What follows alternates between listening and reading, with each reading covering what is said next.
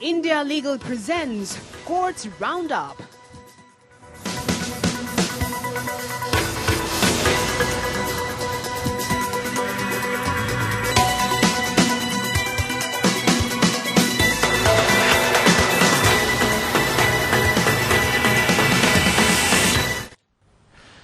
नमस्कार, मैं हूं आपके साथ रविंद्र सिंह। कोर्ट्स राउंडअप में आपका स्वागत है। इस बुलेटिन में अगले आधे घंटे में हम आपको कोर्ट से जुड़ी तमाम छोटी बड़ी खबरों से रूबरू करवाएंगे। कोर्ट की कार्रवाई और सुप्रीम कोर्ट से लेकर हाई कोर्ट और लोअर कोर्ट्स तक के फैसलों को आपके सामने रखेंगे। आगे बढ़ने से पहले एक नजर डालते हैं सुर्खियों पर। यूक्रेन से लौटे मेडिकल छात्रों की याचिका पर सुनवाई के दौरान केंद्र ने कहा, छात्रों को देश के विश्वविद्यालयों में नहीं किया जा सकता समायोजित। कोर्ट ने एडमिशन आसान करने के लिए केंद्र को पोर्टल बनाने का दिया सुझाव। नूपुर शर्मा मामले में एफआईआर को गुणदोष के आधार पर नहीं बल्कि खतरे की धारणा के आधार पर क्लब किया गया। सुप्रीम कोर्ट ने नविका कुमार की याचिका पर आदेश सुरक्षित रखते हुए कहा।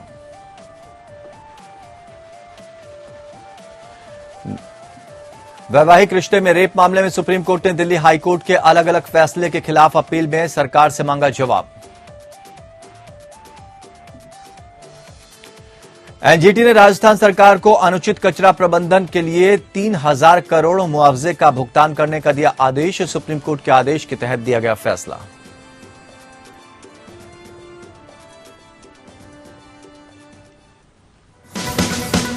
India Legal presents Courts Roundup.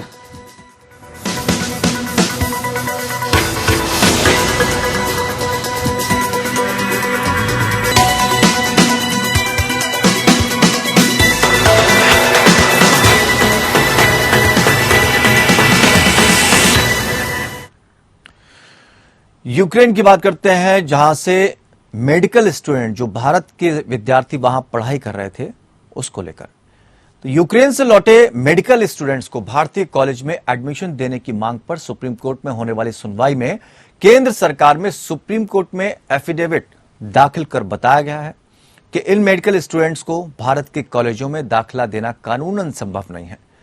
सरकार ने कहा कि ये वो छात्र हैं जो या तो नीट में कम अंक के चलते वहां गए थे या सस्ती पढ़ाई के लिए गए थे। केंद्र ने बताया कि ये स्टूडेंट्स यूक्रेन के कॉलेज से अप्रूवल लेकर दूसरे देशों में डिग्री पूरी करने का विकल्प चुन सकते हैं। कोर्ट ने छात्रों को विदेशों में एडमिशन के लिए वेबसाइट बनाने का भी सुझाव दिया।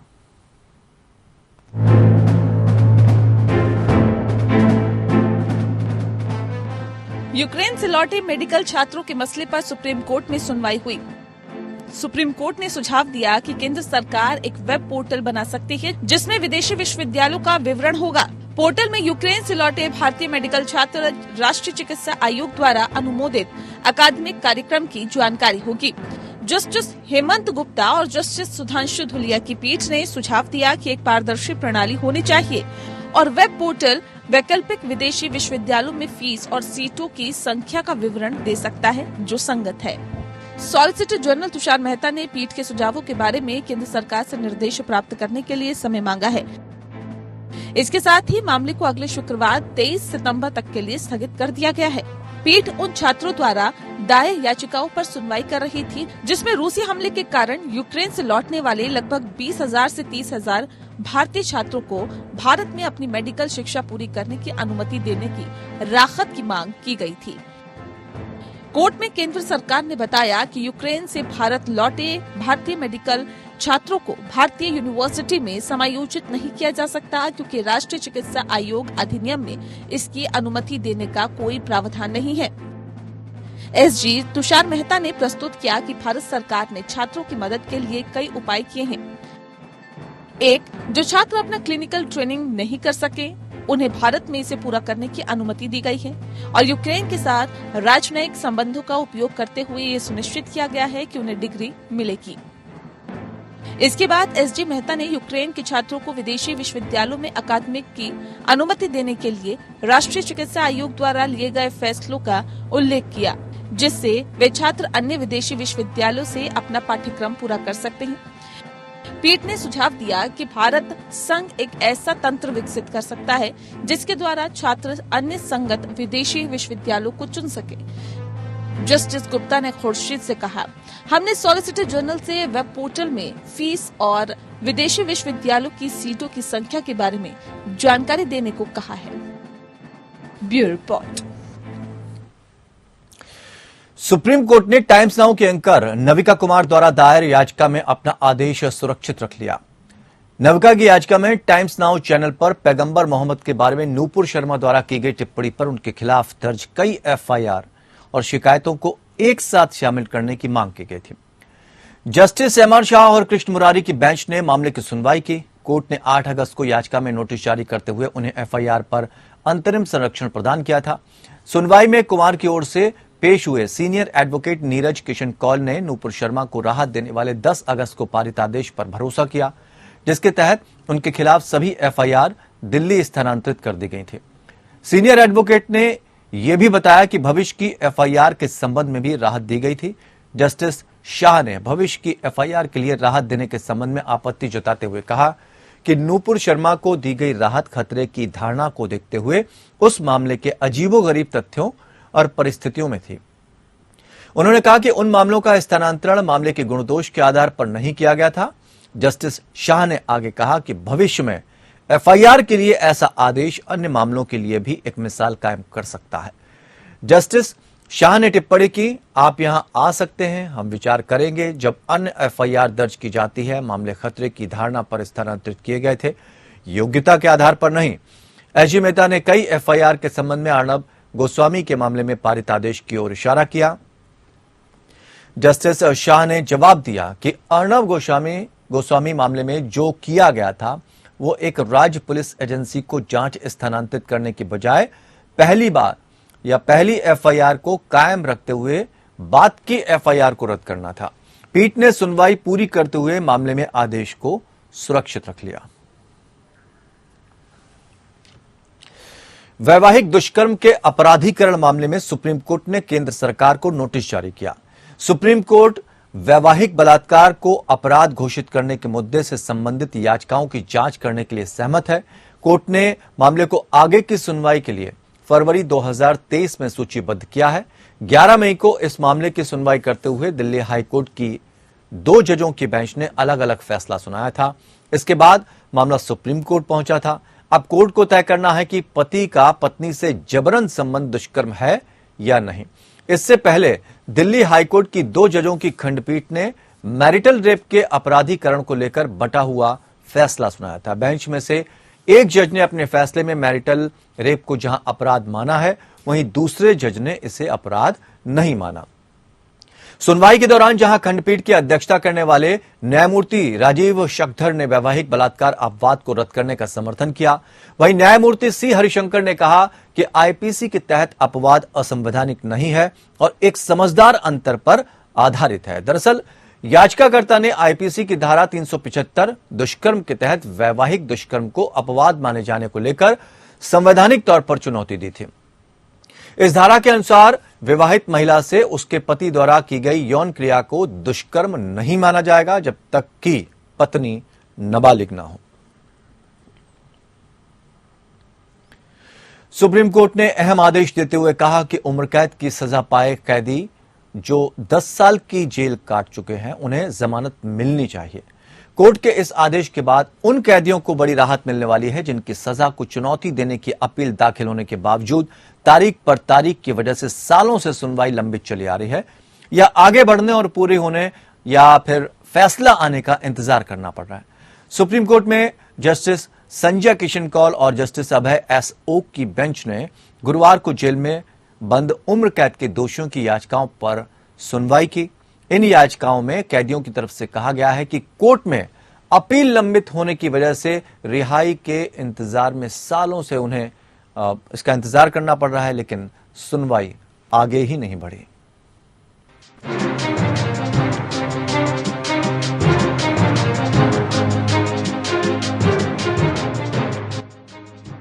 सुप्रीम कोर्ट ने जेल में सजा भुगत रहे कैदियों और उनकी बेल पर अहम फैसला दिया है।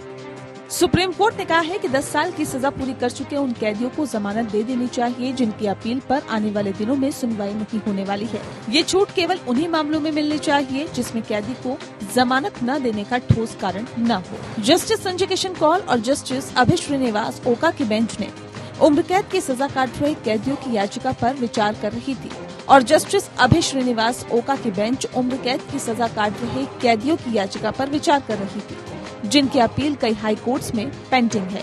सुनवाई के दौरान न्याय मित्र के तौर पर नियुक्त एडवोकेट गौरव अग्रवाल ने बेंच को बताया कि उम्र कैद के दोषियों की पहचान करने के दौरान 6 हाई कोर्ट में सुप्रीम कोर्ट के आदेश के मुताबिक हलफनामे दायर किए गए थे जिनके विश्लेषण से पता चला कि हिरासत में लिए गए 5,740 मामले पेंडिंग हैं, जिसमें डिवीजन बेंच अपील और सिंगल बेंच अपील भी शामिल है। बिहार में लगभग 268 अपराधियों के मामले पर समय से पहले रिहाई के लिए विचार किया जा रहा है। इसी तरह की कवायद उड़ीसा और इलाहाबाद हाई कोर्ट में भी की गई थी, जिसमें 385 दोषियों जिन्हें 14 साल से ज्यादा समय तक हिरासत में रखा गया था, उनकी अपीलें पेंडिंग है।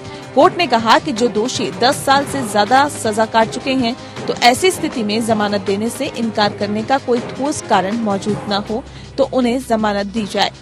साथ में उन मामलों की पहचान जहां दोषियों ने 14 साल की सजा पूरी कर ली है, तब एक निश्चित समय से पहले रिहाई पर विचार करने के लिए सरकार को मामला भेजा जा सकता है, भले ही अपील लंबित हो या नहीं। हालांकि बेंच को बताया गया था कि प्री बार्गेनिंग, अपराधों की कंपाउंडिंग और अपराधियों की परिवीक्षा प्री ट्रायल प्रावधान है, जिन्हें प्रभावी ढंग से लागू करने की आवश्यकता है।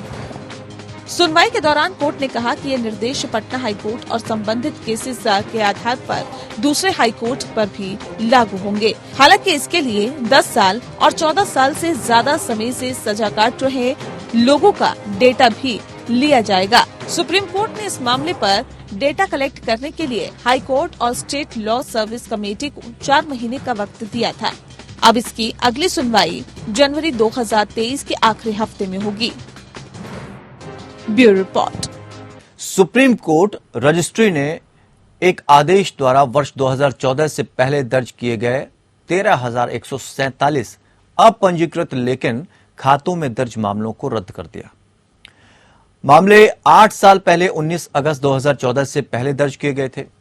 यह भी स्पष्ट किया गया था कि मामलों को डायराइज करने के बाद सुधार के लिए भेजा गया था, लेकिन कोई प्रतिक्रिया प्राप्त नहीं हुई थी। यह देखा गया कि सबसे पुरानी डायरी संख्याओं में से एक वर्ष 1987 से संबंधित है। आदेश में कहा गया है, प्रचलित प्रथा के मुताबिक मामलों में पाई गई कमियों को सुधारने के लिए मामले एलडी के वकील या याचिकाकर्ता को वापस कर दिए गए थे। उन्हें कभी भी ठीक नहीं किया गया है, कुछ भी नहीं किया गया है। उसके बाद इन डायरी नंबरों के संबंध में या तो एलडी वकील या पार्टी इन पर्सन से सुना गया। आदेश में यह इंगित किया गया कि सभी 13,147 मामलों को केवल डायरी किया गया था और डायरी संख्या के अलावा कोई संबंधित रिकॉर्ड उपलब्ध नहीं था और न ही बनाए रखा गया था, क्योंकि रजिस्ट्री द्वारा दोषों को सूचित करते समय कोई कागज नहीं रखा गया था। सुप्रीम कोर्ट के 2013 के नियम लागू होने के बाद ही रजिस्ट्री के पास वादपत्र और कोर्ट फीस टिकटों की एक प्रति रखने का प्रावधान किया गया था। आदेश में कहा गया है कि मामलों में दोषों को वर्षों पहले पार्टियों को अधिसूचित किया गया था और उन्हें 28 दिनों के भीतर इसे ठीक करना था।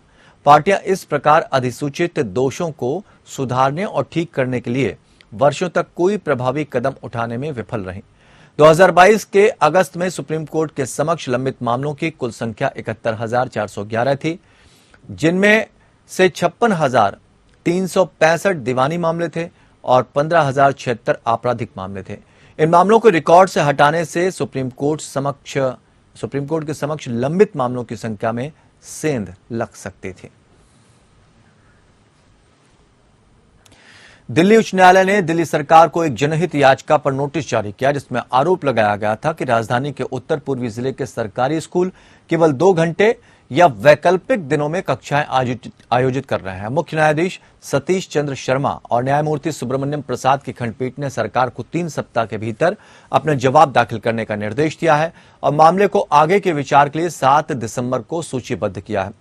सरकार की ओर से अधिवक्ता संतोष त्रिपाठी उपस्थित हुए और कहा कि सरकार स्थिति से अवगत है और क्षेत्र में भूमि और बुनियादी ढांचे की उपलब्धता का मुद्दा है जिस पर गौर किया जा रहा है।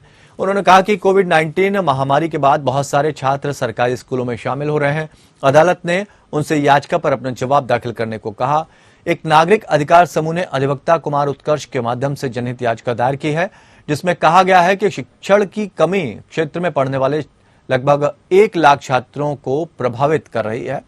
याचिका में कहा गया है कि उन्होंने दिल्ली के मुख्यमंत्री अरविंद केजरीवाल के साथ साथ उपराज्यपाल को भी लिखा है, लेकिन कोई कार्रवाई नहीं की गई।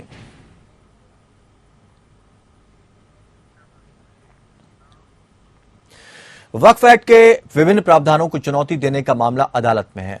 अब इसी मामले में जमीयत उलेमाए हिंद की ओर से दायर याचिका पर दिल्ली हाई कोर्ट ने केंद्र सरकार को नोटिस जारी करते हुए 4 नवंबर तक जवाब मांगा है। जमीयत उलेमाए हिंद ने दिल्ली हाई कोर्ट में अर्जी दायर कर वक्फ एक्ट के प्रावधानों को चुनौती देने वाली अश्विनी उपाध्याय की अर्जी का विरोध किया है। दरअसल जमीयत ने इस मसले में खुद को पक्षकार बनाने की मांग करते हुए एडवोकेट अश्विनी उपाध्याय की याचिका खारिज करने की मांग की है। वहीं सुनवाई में जमीयत की याचिका पर सेंट्रल वक्फ काउंसिल को भी दिल्ली हाई कोर्ट ने नोटिस दिया है। दरअसल याचिकाकर्ता उपाध्याय के मुताबिक वक्फ संपत्तियों को विशेष दर्जा हासिल है। ऐसे अधिकार हिंदू, सिख, जैन, बौद्ध या ईसाई धर्म के पास नहीं है। यही नहीं, यह एक्ट वक्फ बोर्ड को किसी भी संपत्ति को वक्फ संपत्ति के तौर पर दर्ज कर कब्जा करने की मनमानी शक्ति भी देता है। इस याचिका के जरिए वक्फ एक्ट के कुछ सेक्शन को चुनौती दी गई है। याचिकाकर्ता का कहना है कि इन प्रावधानों के चलते वक्फ संपत्तियों को विशेष दर्जा हासिल है। ऐसा दर्जा ट्रस्ट, मठ, अखाड़े की संपत्ति को हासिल नहीं है। यही नहीं, इस एक्ट के तहत हिंदू, सिख, जैन, बौद्ध के पास अपनी संपत्ति को वक्फ संपत्ति में शामिल होने से बचाने के लिए भी कोई प्रावधान नहीं है। लिहाजा यह एक्ट समानता के मूल अधिकारों का हनन करता है। याचिका के मुताबिक संपत्ति हासिल करने के लिए वक्फ बोर्ड को जो मनमाने अधिकार मिले हैं, उसके चलते पिछले 10 साल में वक्फ बोर्ड ने बहुत तेजी से दूसरों की संपत्ति पर कब्जा कर उन्हें वक्फ संपत्ति के तौर पर दर्ज किया है, जिसका नतीजा यह निकला है कि आज देश भर में करीब 6,06,000 संपत्तियों को वक्फ संपत्तियों के रूप में दर्ज किया गया है। इस हिसाब से देश की करीब 8 लाख एकड़ जमीन पर इनका कब्जा है। प्रवर्तन निदेशालय के पक्ष में कोर्ट में पेश हुए अतिरिक्त सॉलिसिटर जनरल एसवी राजू ने आप मंत्री सत्येंद्र जैन की जमानत याचिका पर सुनवाई करते हुए अदालत को सूचित किया कि उनके पास मौजूदा अदालत से जमानत की कार्रवाई को स्थानांतरित करने की मांग वाली याचिका दायर करने का निर्देश है। विशेष न्यायाधीश गीतांजलि गोयल ने जांच की कि क्या लंबी बहस के बाद स्थानांतरण की मांग करने के लिए कोई विशेष आधार था। उन्होंने पूछा, कोई खास आधार? इतनी लंबी बहस के बाद एएसजी द्वारा उन्हें सूचित किया गया था कि एक आवेदन दिया जाएगा और बाद में मामले को 20 सितंबर को पोस्ट किया जाएगा। पिछली सुनवाई में वरिष्ठ वकील एन हरिहरन ने जोर देकर कहा कि जैन की कथित भूमिका धन शोधन निवारण अधिनियम की धारा 45 के दायरे में नहीं आती है। प्रस्तुतियों के अनुसार ईडी द्वारा रिकॉर्ड पर रखी गई सामग्री से गणना कथित आय से अधिक संपत्ति की कुल राशि 60 लाख रुपए थी, लेकिन इसके बजाय जांच एजेंसी मामले में उल्लिखित पूरी राशि का श्रेय जैन को देने की कोशिश कर रही थी। सीबीआई ने शुरू में जैन के खिलाफ भ्रष्टाचार निवारण अधिनियम 1988 की धारा 13(2) लोक सेवक द्वारा आपराधिक कदाचार के साथ 13E यानी आय से अधिक संपत्ति के तहत मामला दर्ज किया था। यह मामला इस आरोप पर दर्ज किया गया था कि जैन ने 2015 और 2017 के बीच विभिन्न व्यक्तियों के नाम पर चल संपत्ति अर्जित की थी, जिसका वो संतोषजनक जवाब नहीं दे सके। हरिहरन ने बाद में बताया कि उनके मुवक्किल ने कंपनी को केवल संरचनात्मक सेवाओं की पेशकश की थी, क्योंकि वो एक वास्तुकार हैं। इसके विपरीत अतिरिक्त सॉलिसिटर जनरल एसवी राजू के साथ एडवोकेट जोहेब हुसैन और ईडी के एनके मट्टा ने तर्क दिया कि जैन वास्तव में मोर्चे के रूप में इस्तेमाल की जाने वाली मुखौटा कंपनियों के नियंत्रण में थे। राजू के मुताबिक सह आरोपी वैभव द्वारा 4 साल पहले दिए गए एक कथित बयान को वापस लेने से संकेत मिलता है कि मंत्री का काफी प्रभाव है।